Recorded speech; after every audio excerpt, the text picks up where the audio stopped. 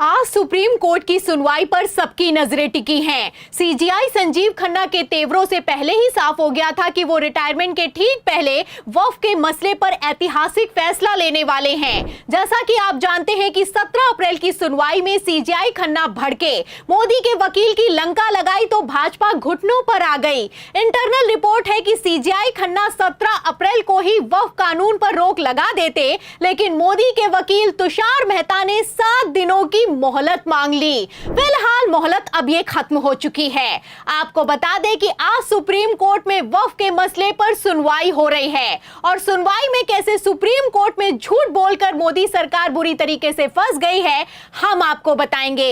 इतना ही नहीं, सुनवाई से पहले कैसे फैसला हो गया है उस पर भी आएंगे, लेकिन खबर में सबसे पहले भाजपा कैसे सुप्रीम कोर्ट से पंगा लेकर अपने ही खेल में फंस गई है। बिग ब्रेकिंग देखिए, खबर आप देखिए आज तक की। देखिए, इस खबर में लिखा हुआ है कि all India Muslim personal law board ने केंद्र के हलफनामे पर उठाए सवाल, कहा कोर्ट को गुमराह कर रही है सरकार। तो हलफनामा दाखिल किया गया है। जैसा कि आप जानते हैं कि सुप्रीम कोर्ट में मोदी के वकील 17 अप्रैल की सुनवाई में गिड़गिड़ाए और 7 दिनों की मोहलत मांग ली थी। अब ये मोहलत खत्म हो चुकी है और इस मोहलत के बीच मोदी सरकार की तरफ से सुप्रीम कोर्ट में 1332 पन्नों का हलफनामा दाखिल किया गया है। आपको बता दें, ये जो हलफनामा दाखिल किया गया है, इस हलफनामे में मोदी सरकार ने साफ साफ कह दिया है कि 2025 में लागू किए गए वक्फ कानून को सुप्रीम कोर्ट कैंसिल नहीं कर सकता है, पहली बात। दूसरा, मोदी सरकार का यह कहना है कि जितनी भी याचिकाएं वक्फ कानून के खिलाफ सुप्रीम कोर्ट में दाखिल की गई हैं,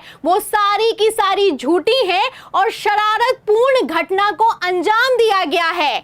आपको बता दें कि सुप्रीम कोर्ट में हलफनामा दाखिल करते हुए मोदी सरकार यहीं पर नहीं रुकी है, आगे जो करके दिखाया है गजब हो गया है। आपको बता दें, सुप्रीम कोर्ट में हलफनामा दाखिल करते हुए मोदी सरकार की तरफ से झूठ बोला गया है और कह दिया गया है कि जो वक्फ की संपत्तियां हैं, ये 2013 के बाद से 116% से ज्यादा बढ़ गई हैं। अब इसी को लेकर सुप्रीम कोर्ट में बवाल हो गया है। आपको बता दें, जहां एक तरफ सरकार ने दावा किया है कि 2013 से देश में वक्फ की संपत्तियों में 116% का इजाफा हुआ है, वहीं दूसरी तरफ all India Muslim personal law board ने सुप्रीम कोर्ट में मोदी सरकार की धज्जियां उड़ाकर रख दी हैं।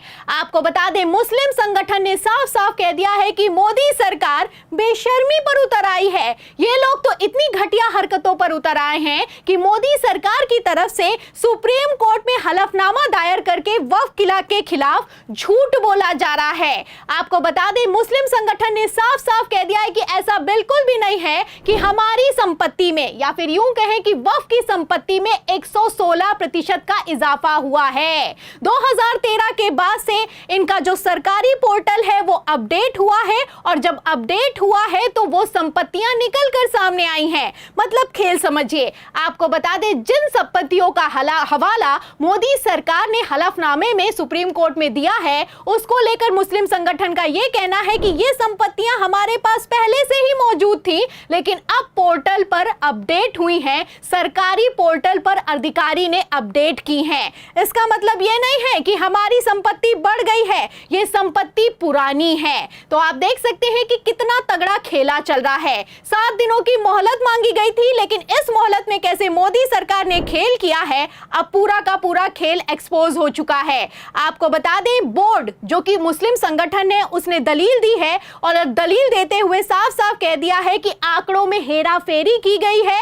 और तो और इतना ही नहीं, मुस्लिम संगठन की तरफ से उस अधिकारी के खिलाफ कार्रवाई की मांग की गई है जिसने वक्फ संपत्तियों को लेकर सुप्रीम कोर्ट में झूठा हलफनामा दाखिल कर दिया है। तो मुस्लिम संगठन all India Muslim personal law board ने किस तरीके से मोदी सरकार को सुप्रीम कोर्ट में वक्फ की सुनवाई के ठीक पहले एक्सपोज करके रख दिया है, आप देख सकते हैं। फिलहाल मैं आपको बता दूं कि मोदी सरकार की तरफ से जो हलफनामा सुप्रीम कोर्ट में दाखिल किया गया है, उसमें सुप्रीम कोर्ट के ही फैसले को चैलेंज कर दिया गया है। डायरेक्ट मोदी सरकार की तरफ से सीजीआई संजीव खन्ना को चैलेंज करते हुए कहा गया है कि वक्फ कानून पर आप अंतरिम रोक नहीं लगा सकते हैं।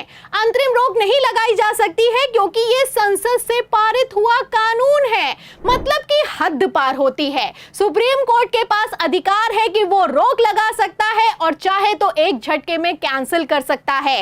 लेकिन फिर भी मोदी सरकार इस तरह का हलफनामा दाखिल करके सीजीआई संजीव खन्ना पर किस तरह का दबाव बनाने की कोशिश कर रही है, आप अंदाजा लगा सकते हैं। आपको बता दें कि एक तरफ जहां हलफनामा निकलकर सामने आया है, वहीं दूसरी तरफ तर्क ये दिया जा रहा है कि संसद से पारित कानून है और इस कानून की समीक्षा सुप्रीम कोर्ट नहीं कर सकता है।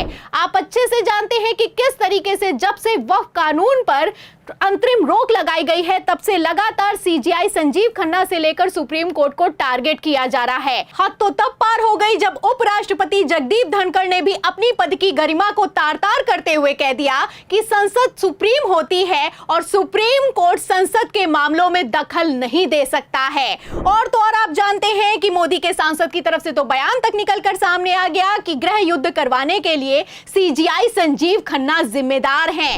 इस तरह के घटिया और शर्मनाक बयान दिए गए और कैसा शर्मनाक हलफनामा और झूठा हलफनामा सुप्रीम कोर्ट में दायर किया गया है, आप मुस्लिम पर्सनल लॉ बोर्ड की दलीलों से अंदाजा लगा सकते हैं। फिलहाल मैं आपको बता दूं कि वरिष्ठ वकील अभिषेक मनु सिंघवी और कपिल सिब्बल भी मौजूद हैं। ये वही वकील हैं जिन्होंने पिछली बार दलीलें दी थी तो मोदी के वकील की बोलती बंद हो गई थी, और अब जब झूठा हलफनामा दाखिल किया गया है तो मोदी सरकार का सुप्रीम कोर्ट में क्या होने वाला है, समझने वाले अपने आप में समझते हैं। आपको बता दें, पहले भी सीजीआई संजीव खन्ना ने साफ कह दिया था कि ये जो कानून है ये संविधान की धारणा को उल्लंघन करता है। आपको बता दें, कपिल सिब्बल ने भी दलील दी थी कि जो अनुच्छेद 26 है उसका उल्लंघन होता है और जो धार्मिक स्वतंत्रता दी गई है उसको बाध्य किया जा रहा है। तो सुप्रीम कोर्ट एक्शन के मोड में दिखाई दे रहा है। आपको बता दें, एक तरफ जहां सुप्रीम कोर्ट में सुनवाई चल रही है, वहीं दूसरी तरफ ग्रोक ने तो सुप्रीम कोर्ट के वक्फ के मसले पर फैसले को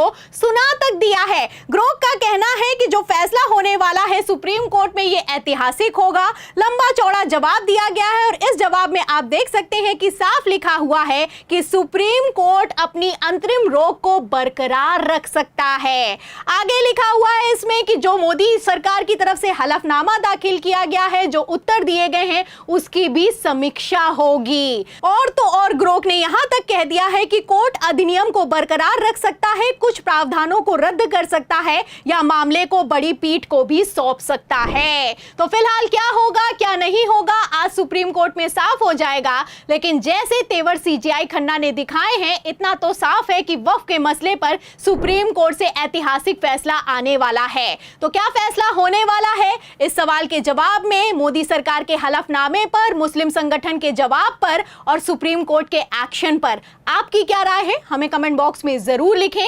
और हां, 4 PM यूपी को ज्यादा से ज्यादा सब्सक्राइब करें ताकि पहले की तरह हमारी खबरें लगातार आपको मिलती रहें। फिर मिलती हूं अगली खबर के साथ, तब तक के लिए धन्यवाद।